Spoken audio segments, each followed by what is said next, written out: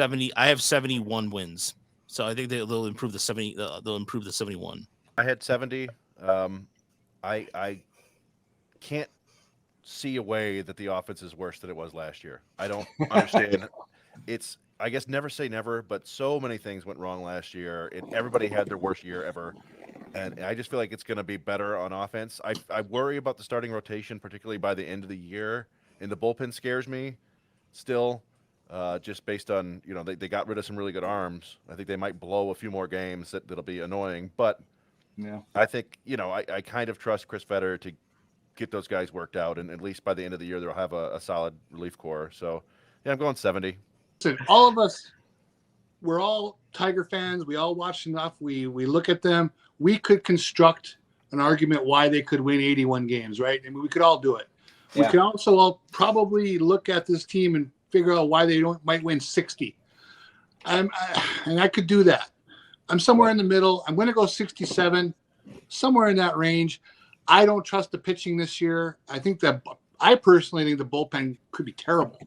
And the starting pitching, they're coming with guys. Not one of them threw 100 innings last year, as we've noted many times.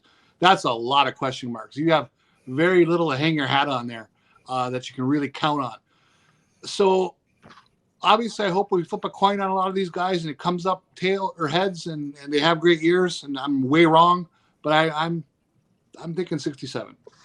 I'll take 78 just to be the super optimistic guy. I still like Manning. I liked what I saw this spring, those last couple starts. I know there's a lot of guys that are a work in progress on this team, but I also think the roster is a lot better and more deeply constructed to give AJ Hinch a lot of different options against different type of pitchers.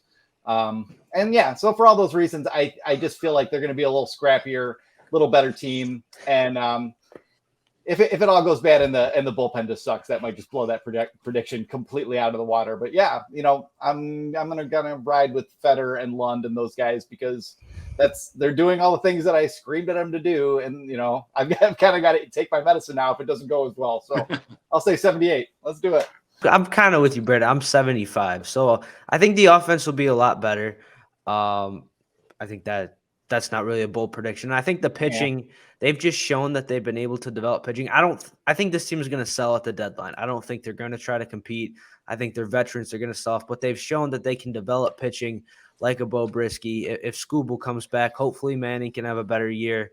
Englert, Joey Wentz. I think they're going to have enough pieces to patch together a solid enough pitching staff to at least be somewhat competitive. And I just want to say this because I was thinking about this the other day. We've made the point that the Detroit Tigers have no top 100 players in baseball, right? I think we can all agree with that, right? Yeah. Let me ask. I'm not making this comparison. I just was thinking about it. The 2021 San Francisco Giants. Do you think they had any top 100 players in baseball going into that season? Going in, maybe not. No, I don't remember. Maybe Brandon.